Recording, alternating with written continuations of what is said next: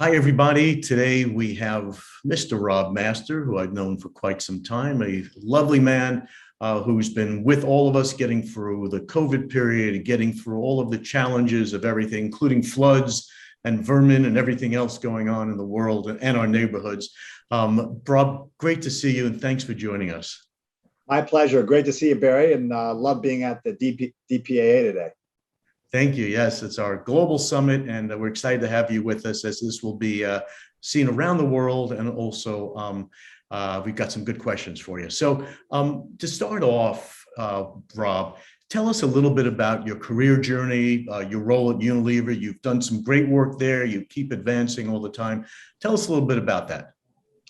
So for me, I think I started probably like many did as an intern in the agency business back in the early 90s. I made $5 an hour and I had a bus pass. That was my payment. And so I kind of used that as a launching pad, did a bunch of different stuff in the agency world, which gave me, I think, tremendous exposure to a range of industries and marketers, and kind of worked my way through a number of big marketers ranging from PepsiCo when they had Taco Bell to the Walt Disney Company.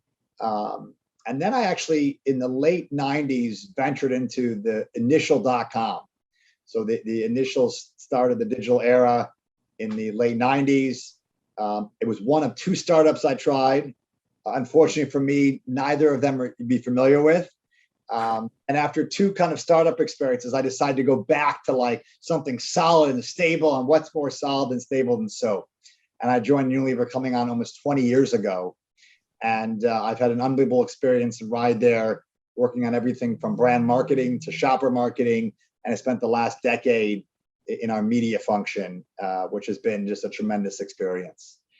And That's so, it's good to be here. And it sounds like, I'm so glad you're here. It sounds like your agency experience gave you a great kind of level set ground working with lots of brands and lots of products. And then you went to the client side where you had a great amount of experience there. So going from marketing and media, you've seen over the years the convergence of commerce and media, especially working across Unilever brands. What's your take on this trend and the future of it, Rob? So I think actually the convergence between media and commerce is actually one of the most exciting things we're facing today. It's filled with so many great opportunities.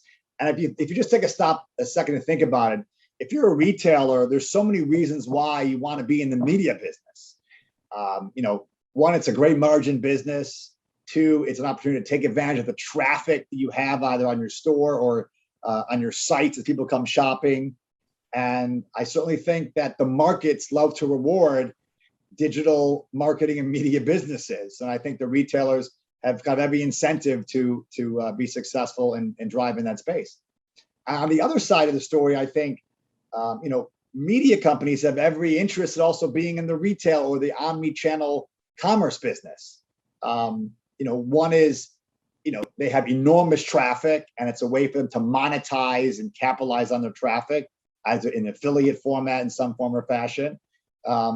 Two, it enhances the consumer experience on their sites. So whether it be on Facebook or Pinterest or YouTube, the ability to, in a frictionless way, create a great user experience to give people what they want and need, I think it's a great opportunity for the media companies. And the other part is e-com products and experiences tend to create a premium. And so either in ad products that they're selling to marketers like ourselves, or just the experience of being on a site and actually transacting with a piece of advertising makes marketers like us want to be on your site more and thus buy more advertising. So I think this convergence is a really exciting space. It's one that I think for both media companies and retailers, they want to kind of be in each other's business a little bit. And I think we've begun to see that with the likes of Walmart, the likes of Facebook and Marketplace, or TikTok now is setting up storefronts. So I think that's something we're going to see a lot more of. And I just saw, Amazon recently passed the threshold now of 10%, a 10% media share in the US. So I feel like, it's something we're going to see more of. The interesting thing about it, though, is that it's not just that straight convergence. We want to have at Unilever the opportunity to sell our products anywhere on the web, not just at on Facebook or on a Walmart, but any kind of creative we have on the web. So we partner with third-party tech like Micmac, and we've been able to monetize or make shoppable our creative and marketing and enhance our storytelling, and then empower consumers to make decisions on where they want to buy. And so this is something I think that's very much leaning into at Unilever, and we're really excited about the future of the convergence. Yeah, you mentioned something there, storytelling, and something you and I have talked about before. I mean, with all the myriad opportunities of media and retail that you have, it is a great chance to experience a brand and tell a story. And humans connect to stories, and I think you've noticed that, and you've worked with it. And I think you have a lot more future plans to really, at the end of the day, tell a story, which is what we all want to understand and hear, right? Yeah, no, I mean, listen, storytelling helps lead to people being passionate and loving your brand, or actually just understand that they need your brand, or understanding a story about the functionality of your brand. So storytelling is just such an integral part of kind of the marketing experience, and all these platforms and the convergence of telling that story allows for like what we hope is a frictionless, great consumer experience to buy our products. So yeah, we're really bullish in this space. As you could tell probably from my energy, I'm very excited about the opportunities ahead here. No, it's great. And you talk about all the different platforms. Of course, from a consumer standpoint, when you've got so many platforms, you also have myriad ads and brand interactions coming at the consumer every day. And, you folks certainly have a lot of brands. You've got a lot of messages, a lot of stories you want to tell. How do you keep customers engaged with this plethora of distraction and messaging going on to each and every one of your consumers? I mean, you hit on this word distraction. I think that's an important one, because that goes back to audience, it goes back to targeting, goes back to like really interesting and compelling creative, and thus storytelling. So it's less of a distraction and more about an interest. And so I think, part of our ethos at Unilever is really this idea of kind of getting on the front line with our consumers and kind of understanding where they are, what their interests are, and then how do we tell compelling stories? How do we make our brands unmissable? And so I think part of that is in the creative, in how we do media, but a large part of that is how we think about the purpose of our brands. At Unilever, we're very much focused as a purpose-driven company. And Alan Jope at Cannes a couple of years ago talked about the importance of purpose. And he said, if our brands can't find purpose, they're going to have to find a new home. And so he's very public about that. And I think, we're seeing so many of our brands kind of lean into areas of interest for consumers where we have like a place to play and can make a real difference. And I think that also comes out in our storytelling. And so I think that's a really important part of kind of being on the front line with consumers, being unmissable, and kind of bringing our purpose to life through storytelling. And, no shortage of examples there, but that's something I think that's really important to us and our brands. Yeah, purpose and storytelling are so key, and probably becoming even more important to consumers and the populace today, as everybody is looking for brands to be part of their lives and have a value to their lives as well. So let me give you an example. I just kind of love to hear it. Yeah.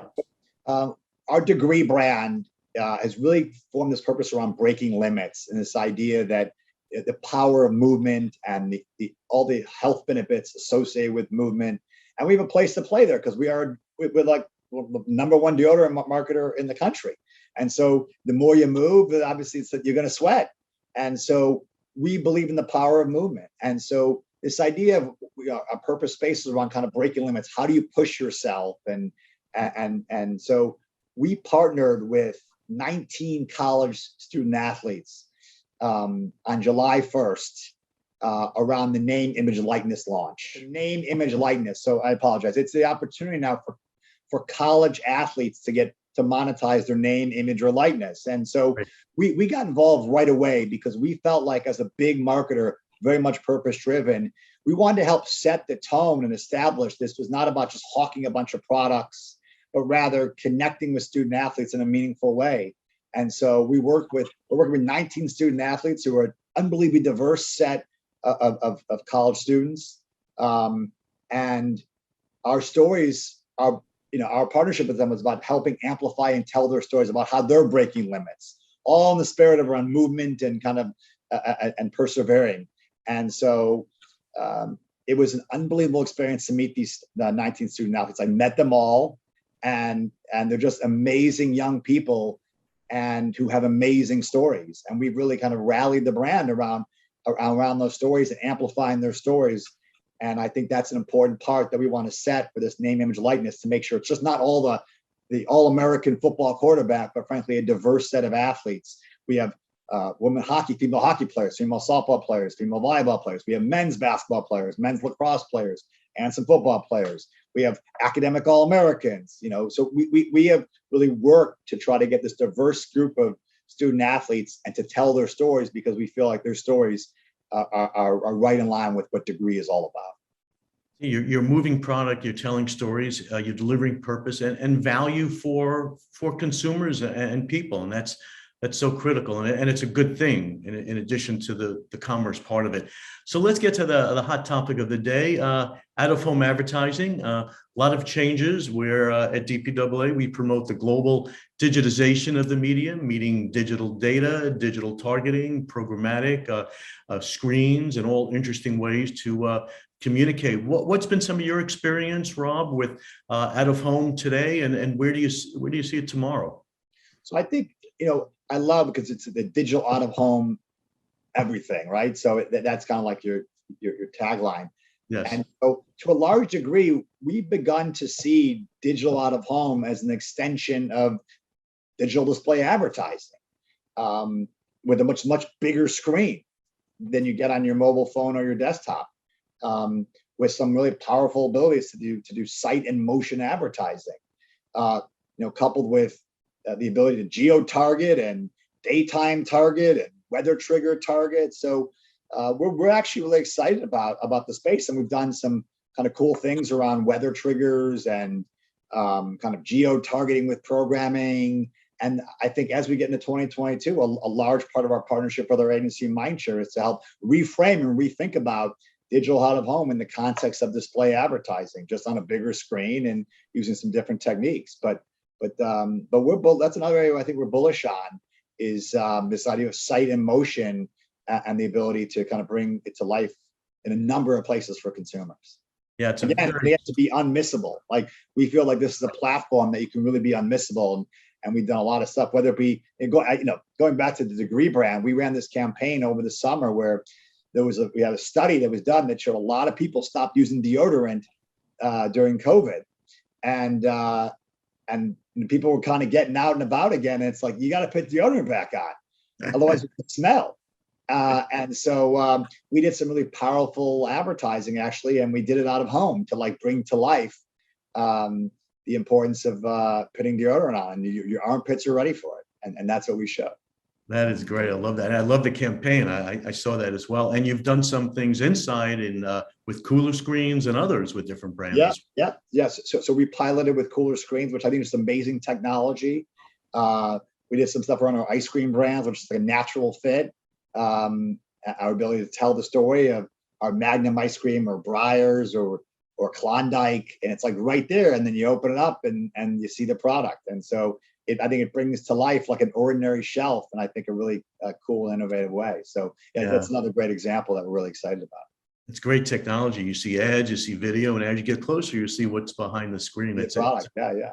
Great DPAA member. And I think we actually have a question from our audience today from someone who has a business that's prolific in having great big screens all over. And that is Mr. Michael Rosen, who is Chief Revenue Officer of Intersection. And the Intersection is in cities, municipalities, transport areas, and unmissable, as you would say, as the lead media person. And usually, but how does the messaging and the opportunities of digital out of home get translated down to the brand managers who are in charge of the brand as you're leading the media way? And how does that happen internally as a function in terms of getting that good communication going back and forth? Yeah, so my sense is probably Michael's looking for is how do we help frame kind of this digital display out of home advertising to our brand folks? And I think a lot of it's just proof points. So during the early days of COVID, I talked before about how we're able to leverage kind of geo-targeting and very place-based. So we did this amazing program with Dove Courage where we highlighted the frontline workers, nurses, and doctors, and with this really powerful imagery and courage about courage. And so our ability to target hospitals all over the city or over the country with this imagery, I mean, you kind of are able to build it to go back and show our brands the power and the flexibility and the agility of not only the beautiful creative that comes out, but the ability to actually target in that way and be so quick and agile in that way, I think was very appealing. So again, some of it's proof points. I think, I referenced before about cooler screens, our ability to really understand, like we're now on these screens with promotions or programming around Klondike and Briars. Are we seeing impact? And then, of course, I think it goes back to being on the front line and being unmissable. And are we getting kind of PR, social media pickup by kind of having like these big, bold imagery in kind of high profile or even low profile places to bring it to life? So I think a lot of it's about just proof points, showing the ability to deliver the creative in a way that is compelling. Well, this is great. So we've all heard it from the master. I know you never heard that before, but Rob, thank you for telling us basically how you can now extend all of your digital advertising to digital screens everywhere, or digital out of home everywhere, as you aptly said. And really a great session about connecting in a meaningful way with stories and purpose. So thank you, Rob. And the last thing I want to tell everybody is get your deodorant back on. Thank you. That's Thank you, right. Rob. Take care, Barry. Good to be with you.